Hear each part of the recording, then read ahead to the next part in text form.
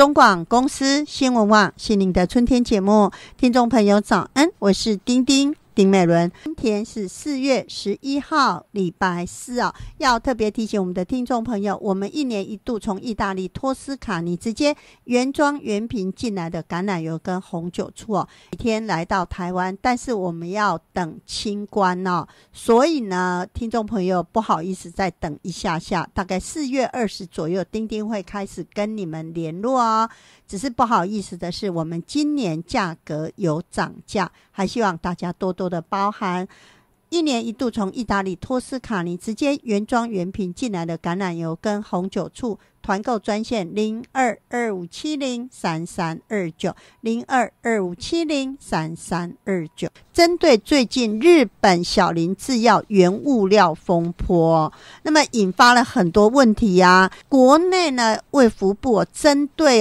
国内有贩卖的保健食品里面，如果是有日本小林制药牵涉到用他们的原物料呢，那么它就会预防性的下架。所以我们上次就有聊到这个红曲事件，那很多人当然也不能说因为小林制药的原物料风波，大家对于红曲就觉得很害怕我想还是要做一个选择。那么要如何选择呢？那上次我们还有聊到看起来国内很多保健食品都是来自同样的原料，那么在添加不同的可能复形剂，添加不同的东西，每一家厂商有不同的配方嘛，这样效果是否一样呢？那我怎么知道我吃的会不会对我的身体有什么危害呢？上次我们有跟冠伟老师聊，但是冠伟说他还有一个要提醒大家的，到底要提醒什么呢？冠伟早安。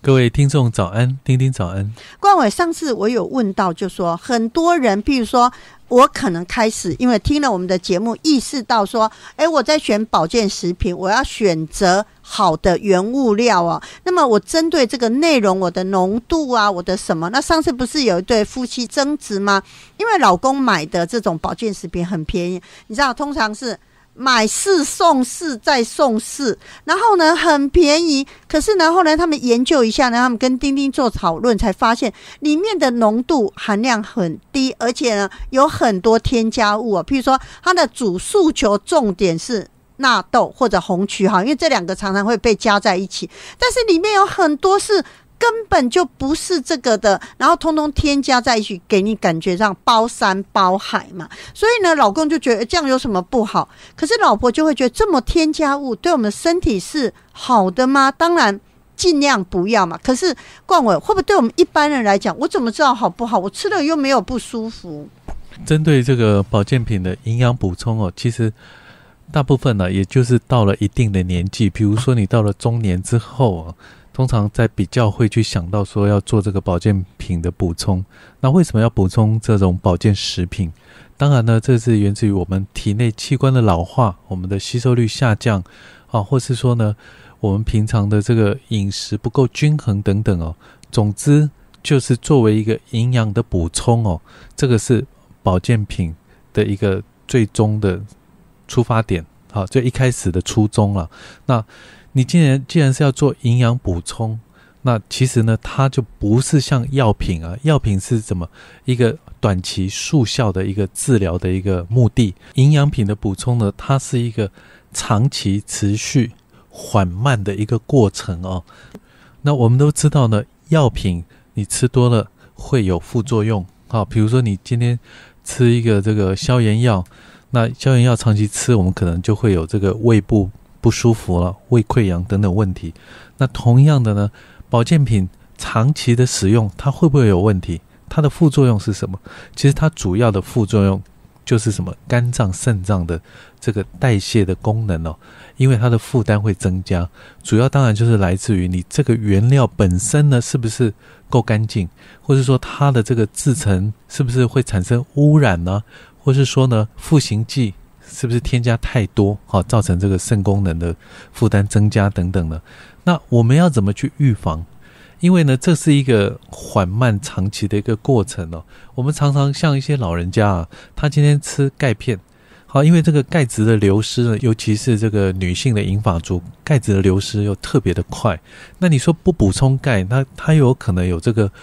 骨质疏松甚至造成骨折的风险呢，那这个就更危险了。所以在不得已的情况下，他必须要长期去做补充。那长期补充的时候，就是我们说的一个缓慢的一个过程。那这个过程当中，你就要特别去注意说有没有造成我们肝肾脏的负担。好，所以这个时候我就会建议大家，今天如果是已经开始吃保健品的话呢，那其实呢就可以养成一个习惯了，就是我们要去做一个定期的健康检查。那这个定期的健康检查有2个目的。过去呢，我们会告诉这个消费者，如果呢你今天比如说是吃一款保健品，它是用来可以降你的血脂，降三酸甘油脂，或是说呢希望改善胆固醇数值等等，好，或是说提升你的这个骨质密度，预防骨松，好，那这样子的诉求，当然我们要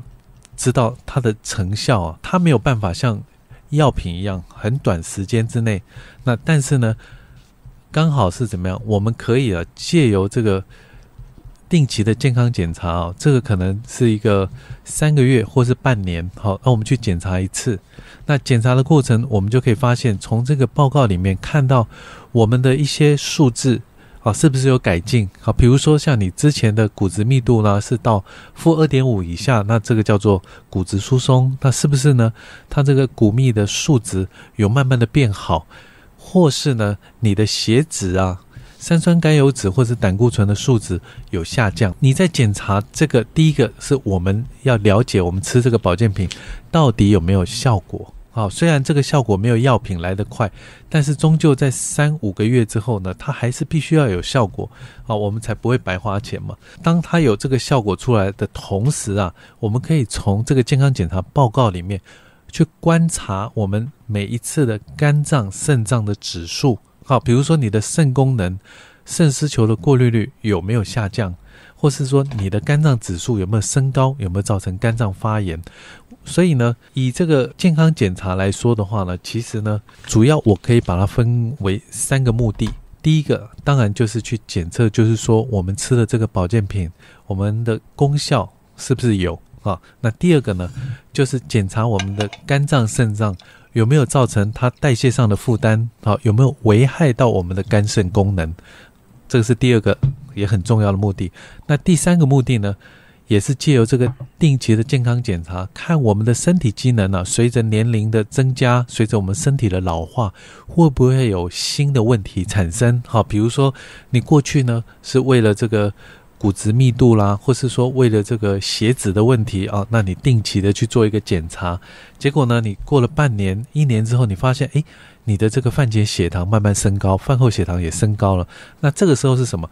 借由这个健康检查，发现我们新的需求，我们身体有哪些新的问题需要去解决、去处理的。所以以这个健康检查来说，就有这3个面向。第一个就是知道我们吃这个保健品的功效，第二个呢，去预防在食用的过程是不是有产生肝肾的危害。那第3个呢，就是去发现自己身体是不是有其他新的需求所产生。而这些呢，其实呢，做一个最简单的血液常规检查，其实呢就可以做得到了。那当然呢，我们的主管机关他们也有提供我们年长者每年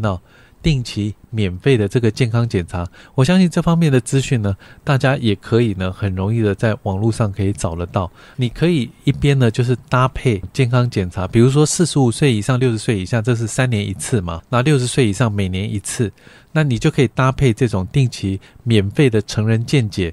那这种成人健检呢，就是你把它养成一个习惯，那因为呢也是政府照顾老百姓一个免费的一个福利措施。好，那这个就是我们可以去善加利用的。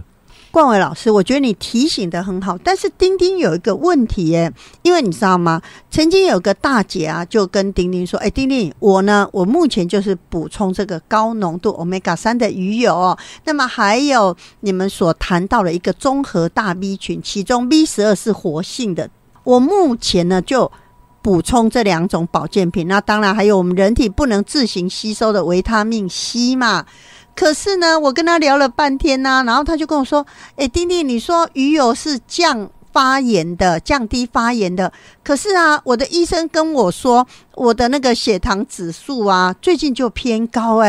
我说当然不可能一个保健品包山包海，还有一个重点就是因为我跟他聊天的时候，我看他的饮食通常都以淀粉，甚至他很喜欢跟这些闺蜜们、老朋友下午约了去喝下午茶然后他说他不喜欢喝黑咖啡，他最喜欢喝什么你知道吗？咖啡里面比如说我们一般喝拿铁咖啡对不对，他还要有加料的拿铁咖啡譬如说里面加一点糖的，加一点，我说你就是吃太甜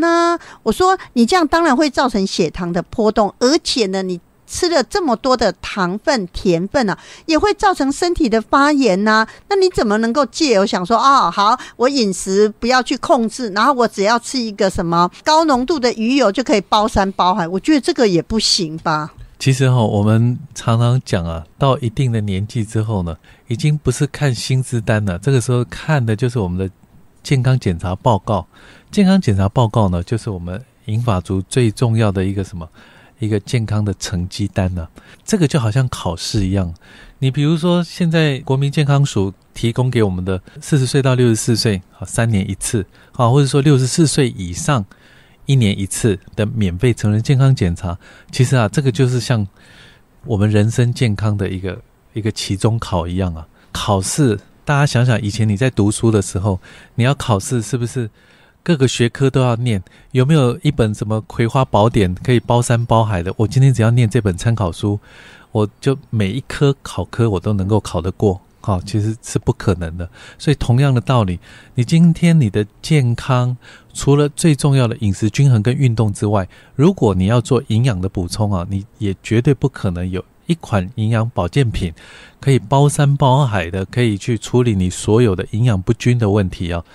那譬如说像这位阿姨呢，她虽然有在吃鱼油我们知道鱼油呢是针对我们的慢性发炎或是说呢这个体内血脂过高的问题是非常有帮助的，但是他因为他的饮食的问题造成他的淀粉摄取过多，可能就是太常吃这些高 GI 值的食物那引发呢他这个血糖不稳定，甚至呢以后可能会形成糖尿病的问题。那这个呢就必须要从他的这个饮食控制来着手，要养成正确的这个摄食的习惯不能说我今天有吃鱼油，我就可以寄望说是不是我吃的这些保健品可以帮我预防种种的这种问题产生。因为这个阿姨当时来跟我聊天的时候，她有点激动你知道，她说丁丁，你不是说吃高浓度 Omega-3 的鱼油是降低发炎的？我说是啊，可是呢我最近去做身体健康检查，医生说我的发炎指数很高然后呢这表示我吃了这个高浓度的鱼油是没有用的。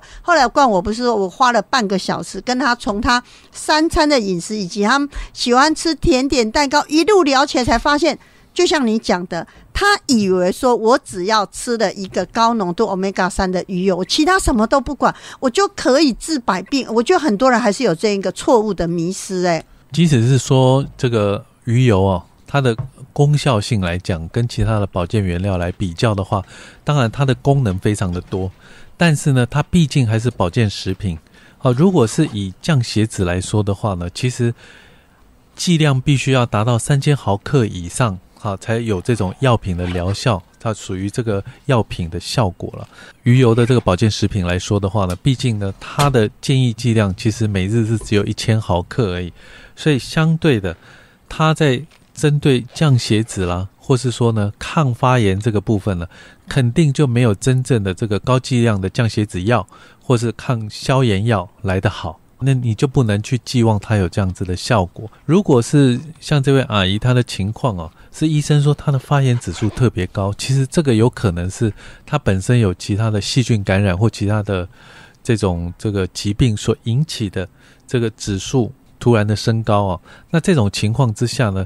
并不属于所谓的长期慢性的发炎因为长期慢性的发炎它是不会说指数突然的窜高，而且高得很离谱，所以有这样子的情况之下呢，就要赶快就是针对这个身体的健康状况，请专业的医师呢去帮你检查是不是有细菌感染或是有其他的疾病所引起。那至于饮食的部分呢，其实才是最重要必须要去注意的。因为呢我们的新陈代谢也好，或者我们的吸收率也好，其实呢会随着年龄下降所以如果你在一定的年纪之后呢，你还不去控制你这个淀粉糖分的摄取的话呢，会因为我们体内的这个代谢功能下降，而造成了你的比如说血糖的不稳定或是说你的体脂率会快速的上升等等那这些呢就不能寄望说你今天因为有在吃保健食品，所以呢其他的这些问题就不需要去考虑它所以那个还是非常重要的。所有的保健食品，也就是说它是站在一个辅助的功能，帮你做营养补充帮你做身体的营养的平衡的调整，但是呢有一些该注意的正确的饮食，正确的生活习惯，那个还是必须大家要花心思去做到位这样子才能确保你的健康真正能够长长久久。所以这个也是我们邀请到保健食品工程师冠伟老师来直播这一个单元除了教导大家看懂你吃的保健品的营养标示之外呢，你也要跟你自己的生活以及日常的饮食做结合，也不能千万说什么状况我买了这个保健品，所以我就希望呢帮我的忙，我不希望改变任何的饮食啦生活作息，我真的觉得那实在是不可能那么丁丁最近也跟一个听众朋友在聊一个话题，也是从这个日本小林制药这种原物料的风暴他就有谈到说，那如果丁丁是这样子的话，那我要如何去选择我们所谓的原物料商呢，或者是选择这些厂商呢？因为呢搞不好有一些人他不会写出说他这个原物料是来自哪里嘛，我后来发现很多其实看不出来他原物料来自哪一个地方一个保健品里面其实大部分只要是复方的产品，其实它很多都是来自于不同的国家，或是说不同的厂商所以没有办法就是说一个一个去把它标示出来。因为现在甚至连这个保健原料的这个剂量卫福部都没有要求强制说要标示出来，可能有时候我们就是像我们说的，我们要用这个营养标示里面的成分去反推它的原料到底是放了多少进去。好，那更何况说这个原料是来自于哪里，或是属于什么样的品牌啦，或者说它有没有专利等等，这个其实真的是我们一般消费者没有办法知道的。那再来就是说真正的大厂或是说大的品牌是不是呢它用的东西呢就一定是安全的，其实也未必。我们就是看这次的小林的这个事件那卫福部所公布的名单里面，其实有很多都是属于这个网络上啦，或是说电视上大家比较常听到的都是一些大牌子，那反而呢他们的东西呢也没有因为说他们的公司比较大间品牌的名称比较响亮，他们就得以安全度过这次的这个问题了。所以呢最重要的还是我们消费者必须也要自求多福，而且我们也要有那个风险意识。也就是说保健食品既然它是属于一种要长期去补充的，那我们就要常常去注重我们身体的反应。那这个要怎么样？透过健康检查，定期的健康检查，去观察我们的肝肾功能以及各项的健康指数是不是这个成绩单有越来越好。所以这个就是一个重点那么谈到了营养的补充其实过去冠伟老师有一个研究的配方是呢针对譬如说睡眠跟晚上泌尿保健系统的一个配方研究那最近呢就有一个大哥他说丁丁你们过去聊这个概念后来怎么都没有聊。我说其实我们过去有谈到很完整的概念他说他最近就开始同时面临睡不好，还有呢晚上非常频尿的问题那么可不可以请冠伟老师再帮我们复习一下这个概念？睡眠的品质事实上呢确实是会随着我们的年纪增加而品质逐渐下降。我们过去有讲过，每个人的年龄呢每增加10岁，每增加10岁那他的睡眠的时长就会缩短大概27到30分钟。好，也就是说呢年纪越大的话呢，其实睡眠的时间就会越来越短。再加上有些人呢如果呢年纪大了，到这个脑部有退化的问题的话呢，那可能呢会造成他的这个熟睡期会更加的缩短，讲的比较浅眠这样子的问题。所以大部分年长者呢，他呢都会有这种睡眠障碍的问题。那这种睡眠的障碍的问题，常常又伴随着晚上的这个频尿的问题。那晚上的频尿问题会中断他的睡眠，以造成呢他这个睡眠品质就是更加的低下了。所以呢，现在我们会就是呼吁大家要注意的是，尤其是老人家，年纪大的人呢，他不会有像年轻人是有睡不着的问题，他们是睡的时间不够长，以及呢中间有可能呢会因为频尿的问题而中断了睡眠，进而影响他的睡眠品质。所以如果是这样子的情况的时候呢，就必须要针对这个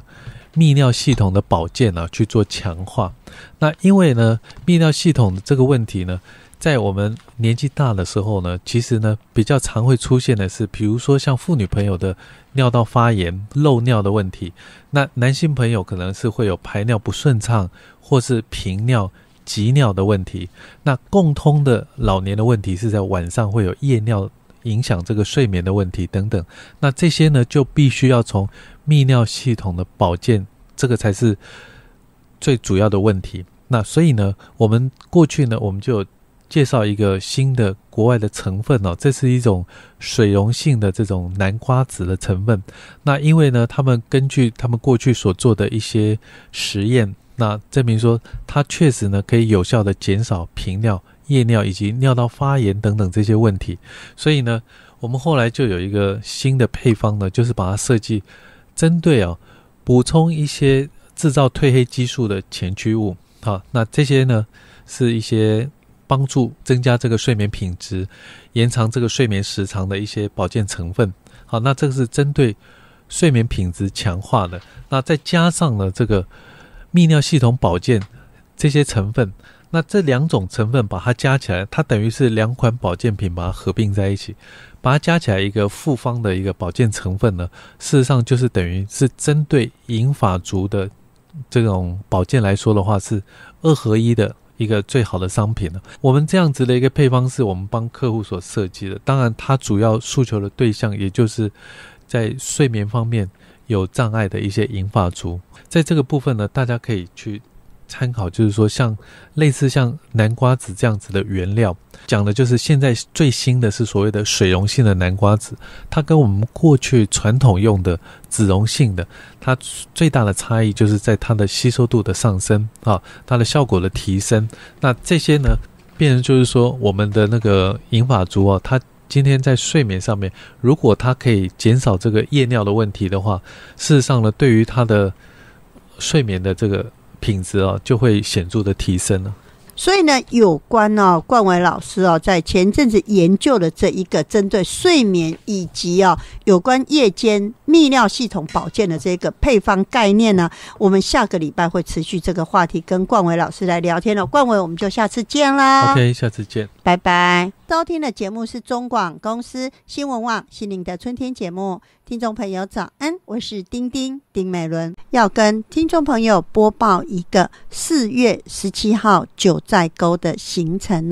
日期是4月17号我们这一次呢就是在台北的松山机场那么我们飞机直飞四川的成都机场。这一次的景点特色呢，当然最重要就是九寨沟世界自然遗产保护国家公园整个九寨沟景区呢，冬无寒风，夏季凉爽，四季非常的美丽九寨沟原始秀丽的自然景色，以高山湖泊跟瀑布群为主要的特点，即湖泊、瀑布、河滩、溪流、雪峰、森林以及藏族风情为一体那么九寨沟风景区呢，是在民国81年被列为世界文化遗产。话是这么说的：黄山归来不看云，久在归来不看水，也就是说呢，九寨沟的水景已经是世界上最漂亮的景色了。接下来我们还要去黄龙风景区哦。黄龙是一个以彩池、雪山、峡谷、森林视觉著称于世，观地表钙化流宛源于原始林海，酷似一条金色的巨龙腾游天地，故名黄龙。接下来还要看都江堰的水利工程，还有乐山大佛。下来我们要到峨眉山的经典哦，这是峨眉山的象征。那么四大奇观是什么呢？佛光、圣灯、日出跟云海哦，所以这是一个非常特殊的行程哦。那最后呢，我们也是从成都回来。那么谈到了成都呢，你就不能不想到我们的熊猫基地，还有金沙遗址博物馆哦。这是呢，我们在4月17号我们要到九寨沟的行程。如果你想跟我们出去走走呢，赶快拨打我们的服务专线0225703329 0225703329。中广公司新闻网心灵的春天节目，听众朋友早安，我是丁美伦。今天是4月11号礼拜四。如果有听众朋友来到我们办公室啊，看到我们门口啊最上面呢有一个招牌，那个招牌是什么呢？中华民国生活调适爱心会的一个招牌啊。那很多听众朋友就问我说，丁，我知道现在很多各种服务协会嘛，那什么叫生活调适爱心会呢？在我们的生活生命当中哦，我们常常会有时候发生什么事，什么高兴不高兴，快乐不快乐，我们不知道。那么当压力一来的时候呢，可能会造成一些症状。那么我们过去在节目当中，我们也访问过很多中华民国生活调适爱心会的会员们，这些病友们，他们都讲说，我好好的啊，我没什么事，有一天突然就心跳很快，然后觉得自己好像快要死掉了，赶快到医院去急诊。那么呢，医生都跟我说，你没事啊，你心脏也没事，哪里也没事啊。但是为什么这些病友们都觉得自己天崩地裂，快要死掉了呢？所以今天我们要跟中华民国生活调适爱心会的资深志工，这个有多资深呢？30年的资深志工徐妈妈来跟大家聊天哦。那么要录音之前，当然丁会先跟徐妈妈聊聊天，知道她一路走来的心路历程哦。在我们徐妈妈今年78岁，你看她担任生活调适爱心会将近30年的志工生涯当中哦，从她自己30几岁恐慌症发病，一直到她进入协会担任志工，带领大家做各种服务工作。徐妈说，丁，我进入爱心会以后我就没有再发病过了。那么但是我们一路徐妈妈看到好多病友们那种心情的点点滴滴，所以今天我们要跟徐妈妈来聊天。徐妈妈早安。早安。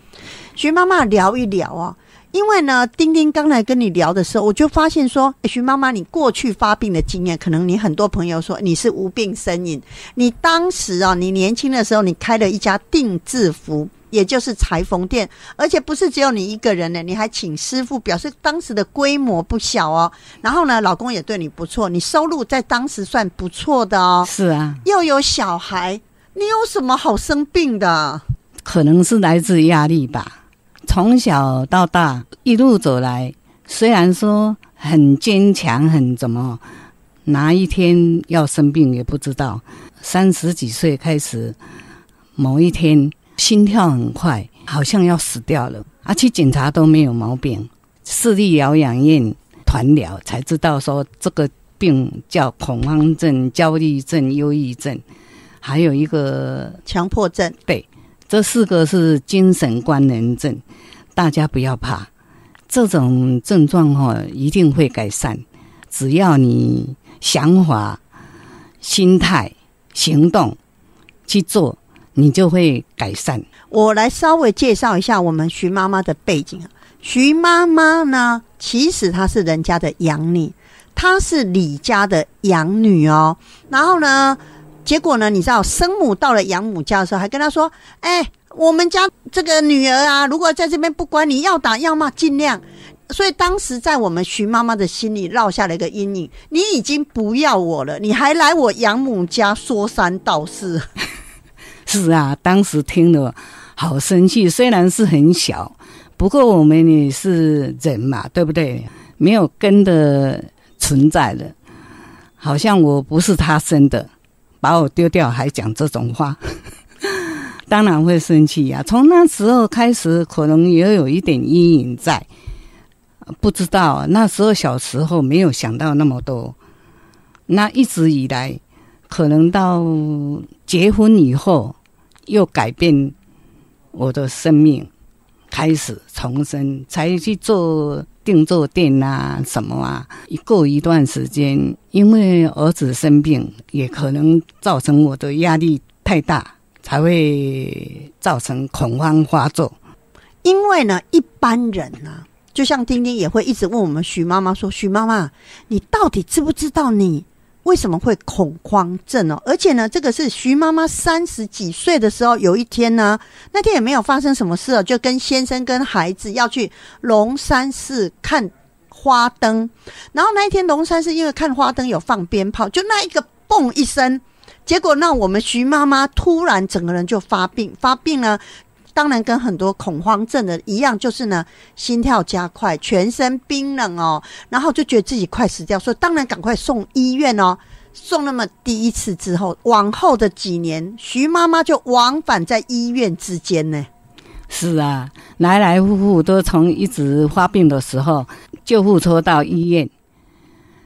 那去到医院的时候起初那个医院都很重视啊，到最后好像是无病呻吟，去那里好像不知道在做什么，拿一个那个塑胶袋给你，吸气吐气，吸气吐气，有效果就好了啊。然后在那里10几分钟、20分钟，医生都叫了啊，你可以回去了。我觉得很莫名其妙，我这么心跳很快啊，全身都快要死掉了，为什么这样来就要回去呢？自己也很莫名其妙，真的也很苦恼，困扰差不多10几年。而且呢，徐妈妈跟我说，每一次到医院急诊的时候，你就希望不要回家，因为你觉得到了医院你很安心，我有什么状况，医生随时可以帮我做观察嘛。可是呢，医生说好啊，那我们就先观察看看，也帮你做各种检查，你就真的没事，你赶快回家吧。很沮丧呢，真的又期待又变成沮丧。来到看到有没有回家的时候安安全全，不是回家还是一样恐慌，又是发作，又来去跑医院，那段时间生不如死。那么谈到了徐妈妈哦，就是听到这里，大家一定会觉得徐妈妈到底怎么了？刚才不是讲吗？她从小是人家的养女哦，生母其实对她不是太好。那么好，送到别人家，幸好养母一家人都对你很好哦。对，只是呢，养母就是我们传统的妈妈嘛，虽然很疼很爱，但是就是很爱骂人。可是你知道妈妈是对你好的，对，好，其他的哥哥姐姐也对你好，但是哦，事情来了，就是呢，在你结婚，而且呢，结婚2年以后呢，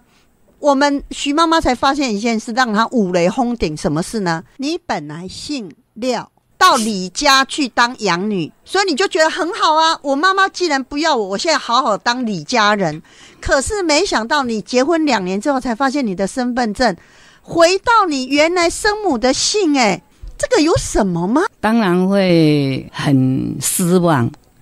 而且会伤到心里很深。从小就有点心慌了，不知道这叫恐慌症。到那时候觉得无助，而且有时候一段时间也很想死。可是徐妈，我不懂你本来姓廖，后来呢送给李家人收养，所以你那时候的名字都姓李哦。对呀，结果没想到结婚的时候，而且还结婚2年，你看你的身份证才知道，你被改回你生母的姓，又姓廖，所以那个促使你就觉得啊，你从小就不要我了，现在凭什么要我来跟你姓？可是这不是你生母的意见，会不会是户政事务所搞错？那时候为什么不去改呀？不知道。从那时候开始，阴影到发病，恐慌发病，压力来到了，可能跟我儿子也有关系，一起这样发爆起来了，变成恐慌，一直连续一时来来复复。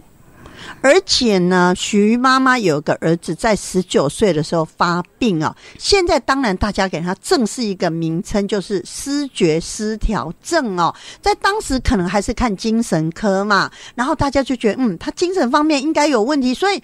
可能所有的压力都累积在一起，促使我们徐妈妈恐慌症发作。是啊，我每次送儿子到市立疗养院，看到护士都哭。2位护士，一个姓谢，一个姓何，看到他都哭了，很无助的。那么这个儿子呢，从19岁发病到现在已经50几岁，幸好哦，在徐妈妈你们一路，因为他这个从19岁到50几岁这几十年当中，也是医院家里来来回回，所以等于说这个儿子让你操了不少心。不过现在所幸就是他状况还好，而且自己还可以工作赚钱养自己。去那个市立疗养院，他那个住院，还有去日间留院啊，我也去松德医院去当志工，了解跟儿子怎么样相处。去那个松德医院当志工差不多10几年了，知道说我要释怀，不要把他一直绑在身边，要给他去重生的，他自己才能重生。现在他可能已经可以自立工作了，我也很高兴，所以我放手了。那刚才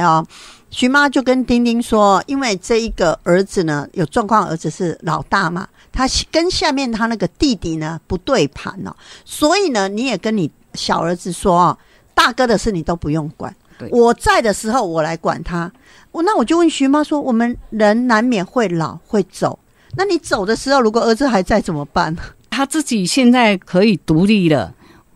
自身给他以后他自己会去走自己的路，不要给下一代有一个压力。因为我看到我自己也恐慌症，儿子这样，我不要再给他们2个压力。生病一定有原因，可能家庭关系原因压力太大才会造成这样。我今天说所有的父母应该要了解，生男生女都好，不要说生女就把它丢掉。现在应该比较不会有这种重男轻女了吧？还是很多？还很多，所以有时候压力来自不是没有原因的啦。所以徐妈妈非常客气徐妈说，丁丁我只读到国小，在当时其实你对于你没有念书，就是学历这么低，你很自卑很没有自信可是你进入了爱心会，但是你做的事情我相信很多人都比不上。你担任接电话的志工，这个是很重要的一环，很多人搞不好鼓足了勇气打电话来，万一遇到一个没有同理心没有专业的志工，搞不好根本就救不了他。接下来就是办各种活动，你都出钱出力其实我也没有啦。有一次我要去听电话嘛，在半路就发作了，自己发作恐慌来的，就下车坐在那里，我到底是要回家还是往前还是往后？我就想了，我回家有什么用？没有用啊。然后我往前走去那个爱心会听电话，一开门电话亮亮亮，手电筒拿起来了，对方也说，哎呀，我恐慌了，我怎么办？其实我不敢跟他讲，我也是恐慌现在也是在恐慌所以我问他说，你有没有吃药，有看医生吗？那跟他聊一聊，他就心情就会好了。其实恐慌来的时候，最多半个小时就会改善了，不用怕，真的不用怕，会好会改善。像我已经30年都没有吃药了，都全部好的，可以说是没有症状了。所以为什么有些人说，如果你觉得自己有状况，但是在行有疑虑的时候，你走出去帮助别人，就等于帮助自己。就像我们徐妈妈一样她当年每次恐慌发作的时候，医院来来回回坐计程车、救护车，花的钱不知道有多少。但是他一旦进入了中华民国生活调适爱心会的志工服务呢，徐妈妈说：“反而我知道我现在正在发作哦，你知道以前发作就吓得要命，但是你正在发作的时候，你反而能够帮助自己。”是啊，做很多事情啦，不要说生病的时候我就躲在家里，躲在墙角，或者是躺在床上，这是对你不会改善的。你一定要有一个坚定的心，告诉自己，我一定要起来，走出外面你家门的大门，一定会改善。你躲在家里也是一天，出去也是一天，所以要出去跟大家接触，然后你就会改善。我们收音机旁有很多，我想因为我们徐妈妈是女人，丁丁也是女人哦，我们很了解这些女人的压力跟为难呢。就像有个妈妈跟我说：“丁丁，你知道吗？我觉得我最近都生病了，我都高兴不起来。”我说：“你怎么了？”她说呢，她媳妇之前怀孕的时候就讲好说：“妈妈，你帮我带孩子。”都讲好了，她为了要帮媳妇带孩子，她提早退休然后呢还把家里啊有一个房间布置成婴儿房，什么该花的钱刚弄好了。结果人家媳妇生下来，对方妈妈一说：“哦，不，我要帮我女儿带小孩。”结果你知道媳妇竟然说：“哦妈，那就不用了，我妈妈会帮我带。”你知道因为这件事促使这个大姐呢，她整个人就好像生病了哦，然后到医院去，那个身心科医生就跟她讲说啊，你呢要看开。然后当然医生有他的治疗的疗程嘛，他就跟她说：“你要想，你都做好准备了，事情没有成，你就去接受它。”那他就跟我说：“丁丁，我这样算很小的事吗？”我说：“这种事可大可小，在我们的心里。”所以徐妈妈这样的例子你看过太多太多了吧？很多哦。其实这是想法跟心态问题，你想好就好了。一毛你传当然最好了啊，你为什么要去负担这个责任呢？是不是？就是一个想法的问题，心态的问题。你要去行动。没有带孩子，你可以去那个外面跟人家运动啊，或者是什么啊，找人聊天啊，找自己的生活方式去改变啊。是，这个就是重点。如果这个大姐遇到了她的好朋友，她的亲朋好友就跟她一样说：“你看你这个媳妇怎么样？你为了她做了什么事？”反而会更走不出来。但是她如果是碰到像徐妈妈或者像爱心会这样的一个，大家用另外一个角度来看事情，这个世界就可爱多了。好啊，就算我提早退休怎么样，那我可以为自己活啊，准备好婴儿房，他不回来，他将来偶尔总是会回来玩吧，是不是就是要转变心态呢？是啊，比如说我在爱心会学习很多，举一个例子来说好了啦，我照顾我伯伯差不多有7、8年，他躺在床上，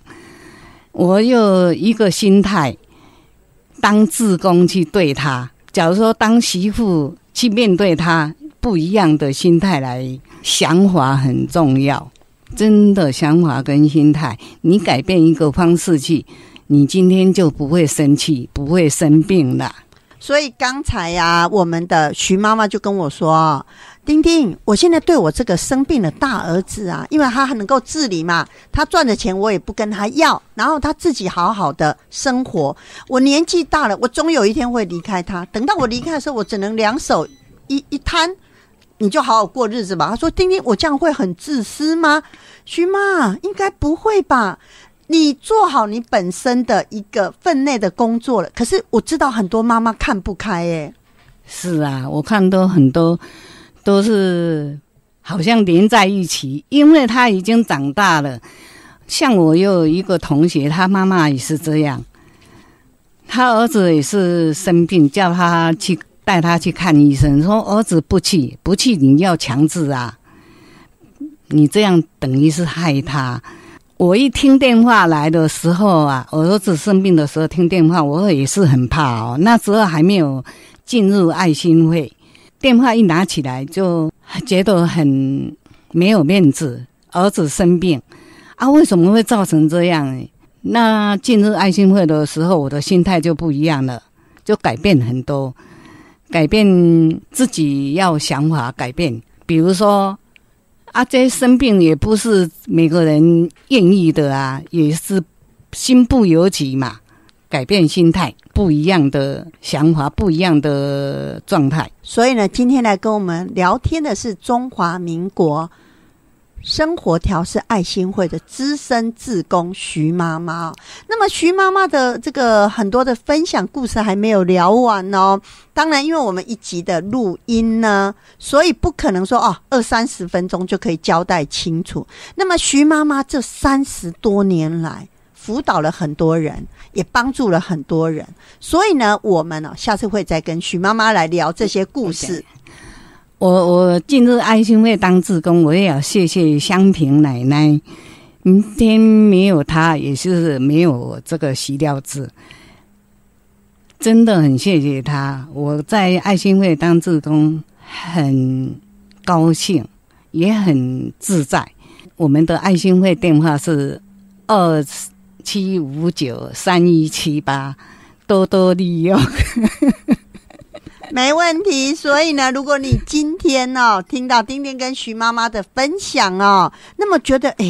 我好像需要找到这样同理的人来聊聊天呢，非常欢迎打到我们中华民国生活调试爱心会那么我们跟徐妈妈的话题还没有聊完呢，徐妈妈我们就下次见。好，拜拜，拜拜。收听的节目是中广公司新闻网心灵的春天节目，听众朋友早安，我是丁